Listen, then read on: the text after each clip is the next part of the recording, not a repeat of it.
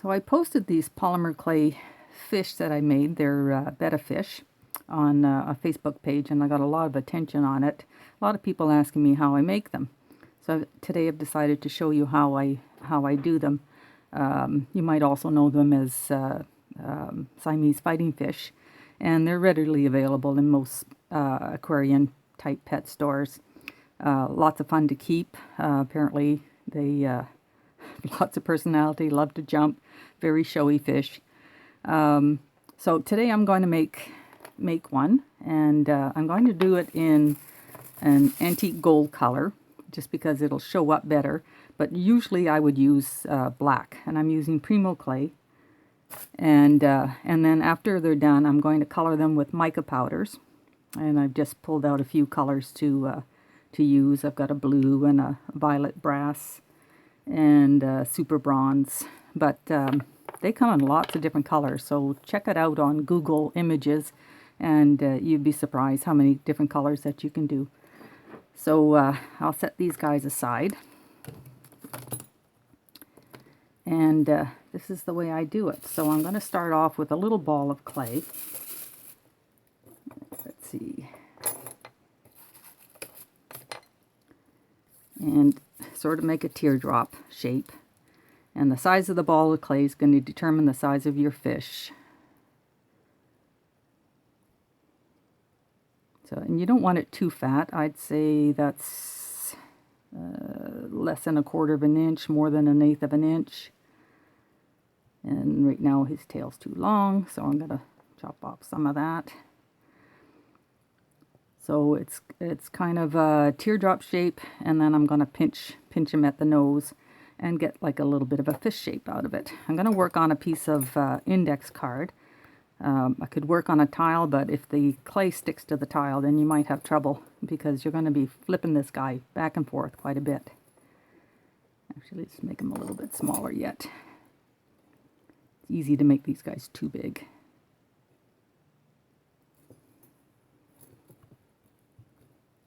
So I've just rounded off his edges. There, so almost like a dragonfly wing shape. So now I'm going to take a layer of clay that I've put on my pasta machine on a number 4. So it's quite thin. You want it nice and warm, flexible. So I'm going to lay that down. I'm going to put the fish on top of it. And then you're going to want to have some images of Betta fish that you can find online. Make some drawings, whatever you need to do to give you an idea what you're going to do. So then I'm going to take a dotting tool and just lightly trace out an outline. So I'm going to leave about a 1/4 of an inch, 1/8 of an inch around his head, and then I'm going to sketch out one fin and a bottom fin and the tail. And it's just a rough sketch. This is going to be the inside, so if you make mistakes, it's not going to show. So then I'll cut this image out.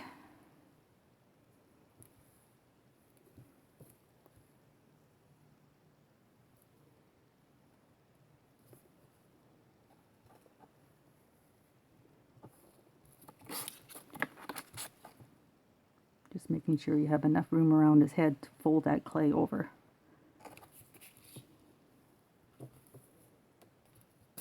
So that part gets removed.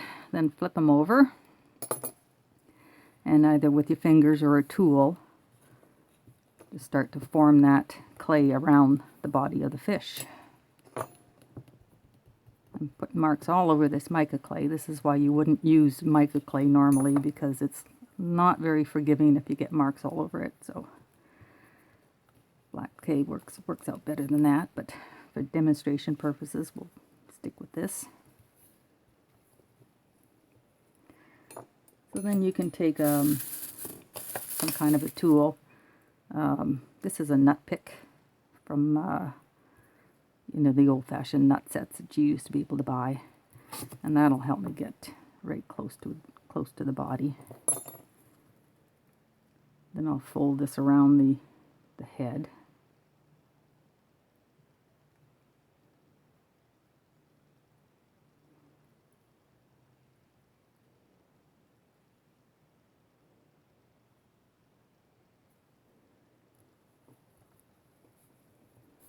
There, so once you've got that done, then you're going to flip them over again. And this is where we're going to make ripples for his fins. So I'm just going to take some little snakes of clay, and it doesn't matter what color. You could be using scraps here, whatever you need to use. And so this is where his tail is. So let's make that more narrow by the tail.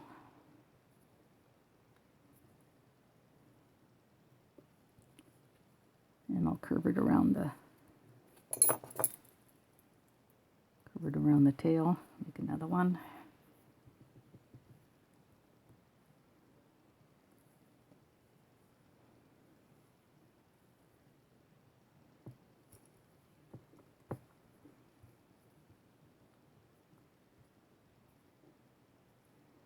So you see I'm thicker at the bottom edge than I am close to the body.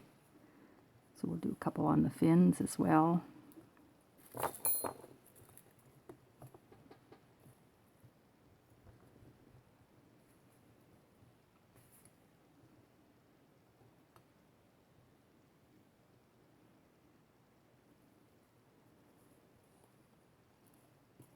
So this is going to give me that rippled look in his fin.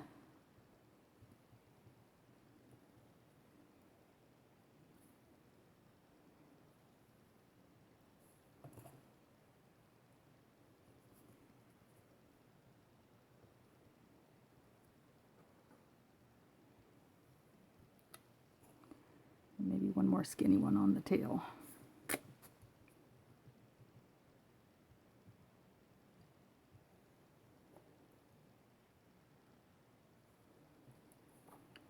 So then I'll just chop off the excess here.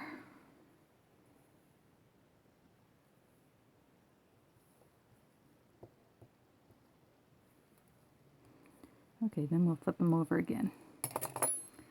So now I want a tool that's got a bit of a rounded edge to it. Find where those little ripples are.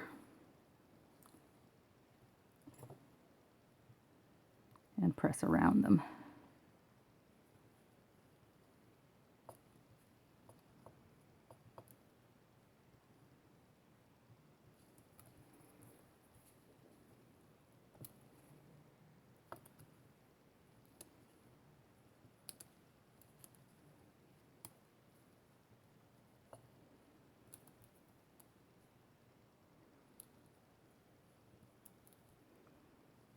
Oh, the tail.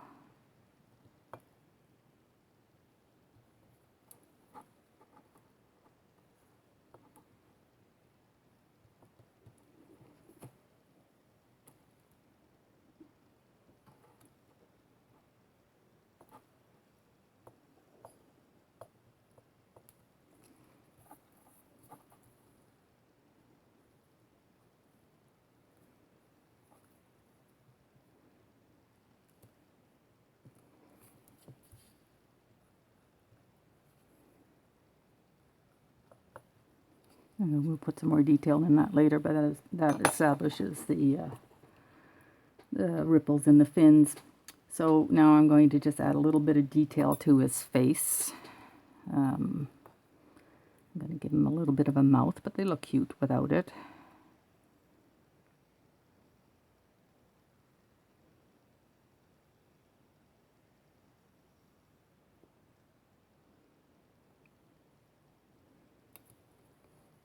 And then make his gills.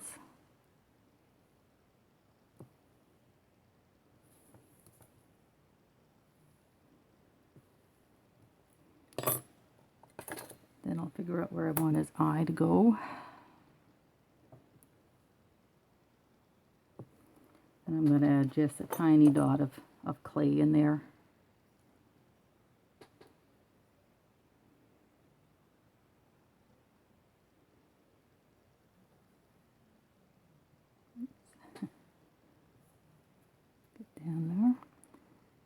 hit it again with the little dotting tool.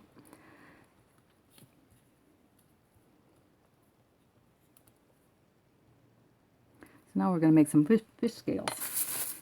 And I like using the bootlace ferrules that I've cut into a bit of a semicircle. But if you don't have them, we can do that quite easily with a coffee stirrer. So I'll just cut off a section here.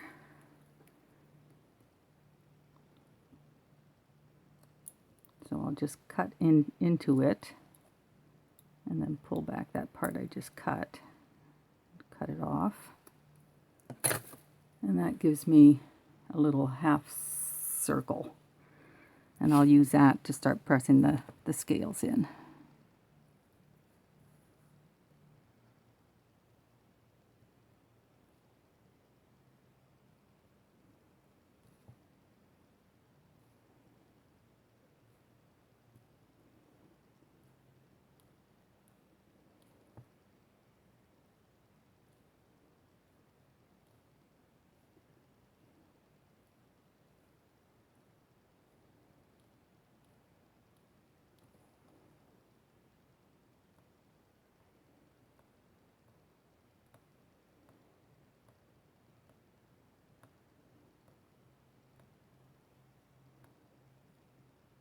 And the coffee stirrer works just as good as the little metal tool. You'd be surprised what you can use on clay without having to spend very much money.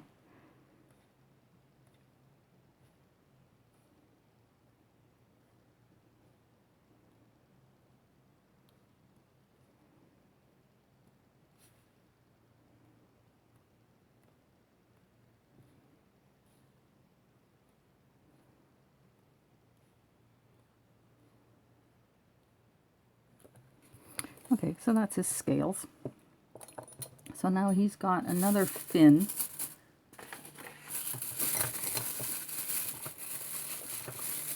A couple of fins that we need to do.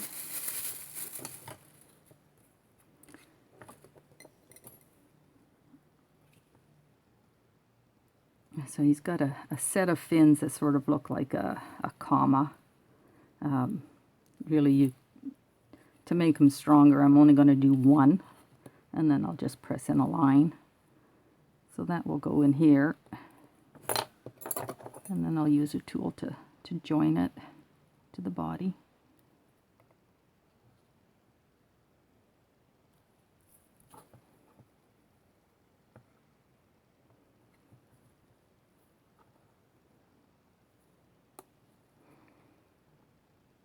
And since that's actually two fins, we'll just make a line.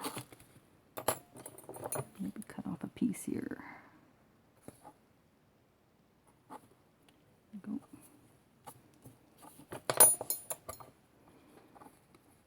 Make that a little bit skinnier.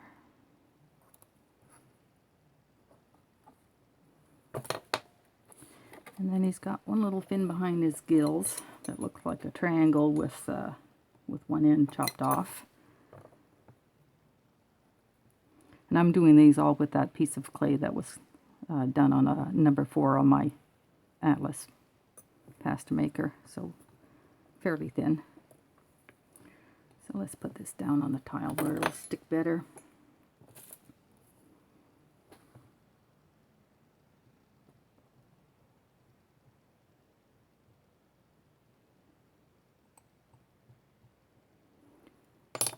Put a few lines in there. Trim it down to size a bit better.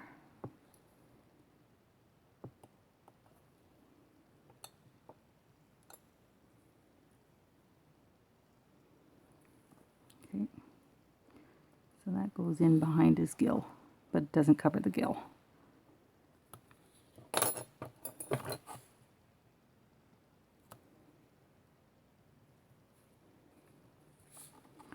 Now the rest of it is just adding the texture to the fins the way you want them.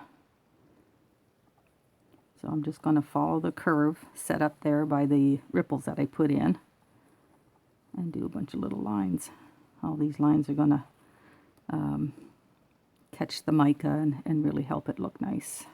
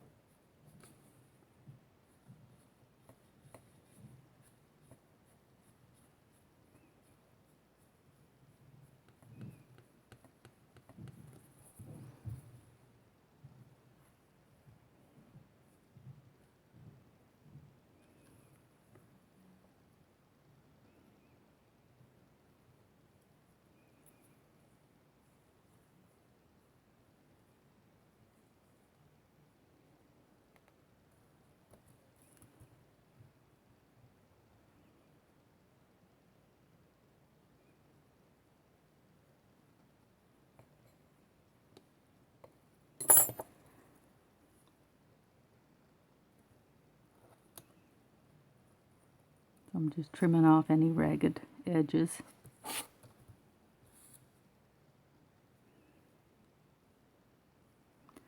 Or if it's gotten too big for you or you don't like the shape of it, now's the time to make those adjustments.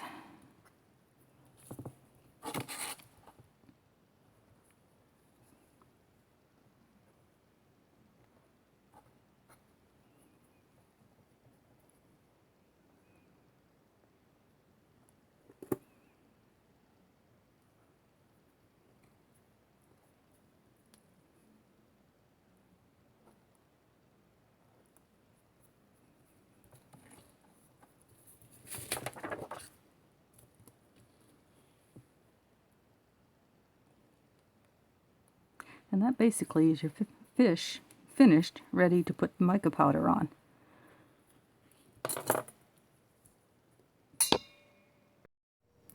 Okay, I'm back. My camera died again. So if this fish looks a little different, it is.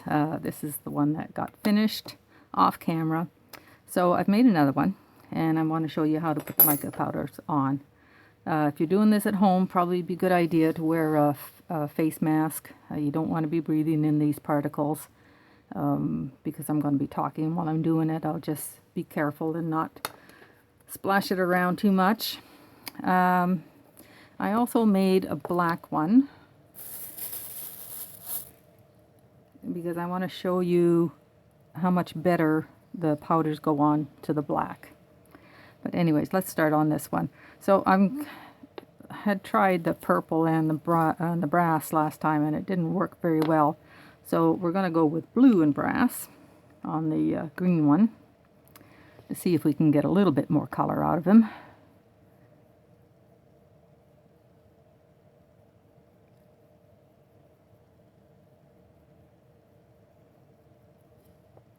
And maybe just do the tips of his fins in the blue.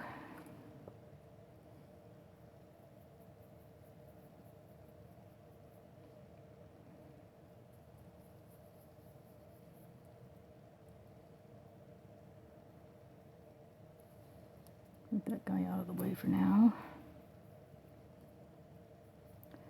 So you see how powdery these things are. You don't want to be breathing that in.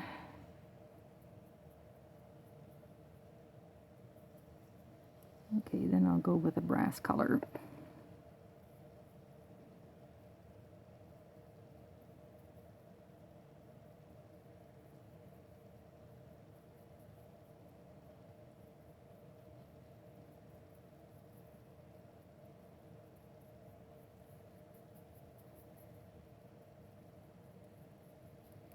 And even after it's been treated with the mica powder, you can go back and you can retexture over top of that, and you actually might find your lines are a little crisper that way.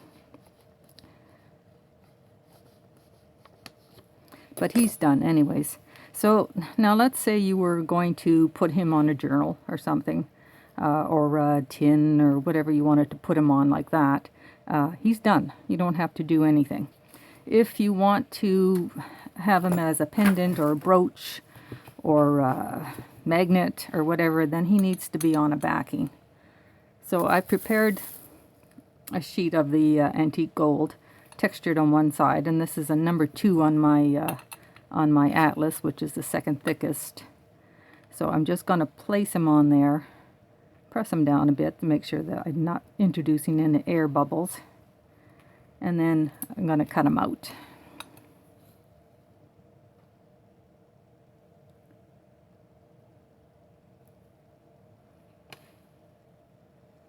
So that extra thickness is going to make them a lot more durable.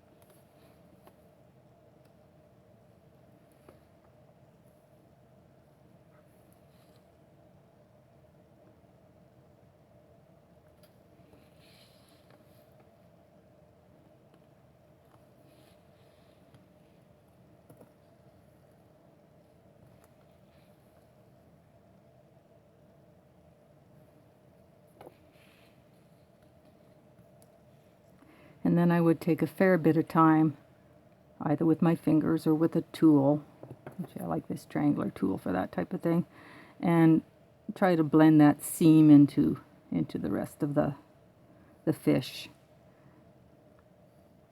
And you can treat the sides here with mica powders too to help blend it away. So that's going to take a bit of time, but then I'd put them in the oven, bake them at 275 because it's Premo, so just follow your clay recommendations. I bake everything for an hour. It makes a huge difference on how strong it's going to be. You just have to make sure that your oven is dependable and doesn't spike. So that would be done. Now on the black one, I'm just going to go ahead and put some color on them.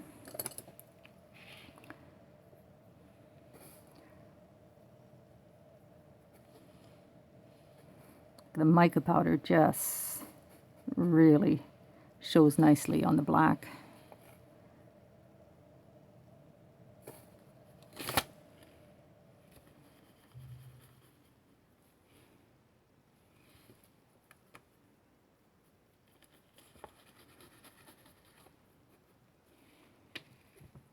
And try a little of that violet color.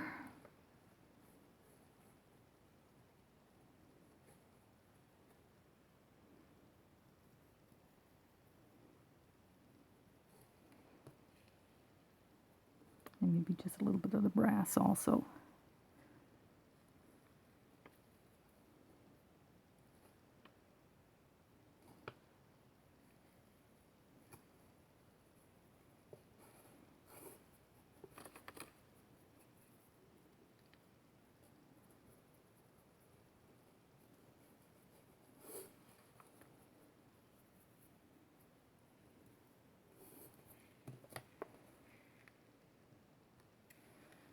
So that's it, he's done too.